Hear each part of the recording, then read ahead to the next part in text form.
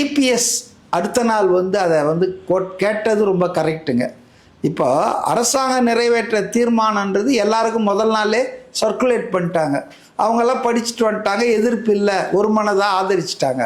ஆனால் உதயநிதி முதல்வர்கிட்ட என்ன கொடுத்தாரு ஒரு திருத்தம்னு சொல்கிறாரு, அது யாருக்கும் தெரியாது, சபாநாயகரும் படிக்கலை.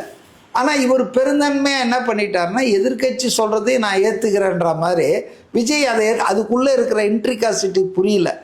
சட்டசபை மரபு என்னன்னா, எந்த திருத்தம் வந்தாலும் அதை எல்லாருக்கும் சர்க்குலேட் பண்ணணும், அதை எல்லாரும் படித்து பார்த்துட்டு பிறகு தான் அதை நிறைவேற்றலாமா வேணாமான்னு கேட்கணும். இது எதுவும் உதயநிதி சொன்ன அந்த திருத்தத்தில் இல்லை.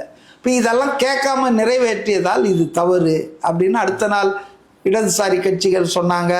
தேவையில்லை, புதிய நடுவர் மன்றம்ன்றது நம்ம கம்ப கொடுத்து அடி வாங்குற கதையாயிடும் கர்நாடக அரசுகிட்ட, நம்ம தேவையில்லை. ஏன்னா இதுவே விதிமீறல் தான்.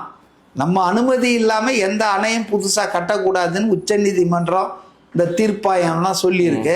அதனால் நாமளே போய் இன்னொரு புதிய நடுவர் மன்றம் கேட்டது முட்டாள்தனம் சொல்லிட்டாங்க. வைகோவே பேசிட்டாரு, முதல்வர் தவறல்ல, தவறு செஞ்சவர் எதிர்கட்சி தலைவர் தான், அந்த கூட்டணியில் தான் இன்னமும் இருக்காரு, திமுக கூட்டணியில். அவரே தெளிவாக சொன்னார், அவர் ஒரு மூத்த அரசியல்வாதி. ஸோ விஜய் அவர்கள் வந்து பெருந்தன்மையாக இருக்கிறோன்னு நினச்சிட்டு சட்டசபை மரபுகள் தெரியாததால அவர் சொல்லவே இவர் ஒத்துக்கிட்டாரு. அது ஒரு தப்பாகி போச்சுங்க.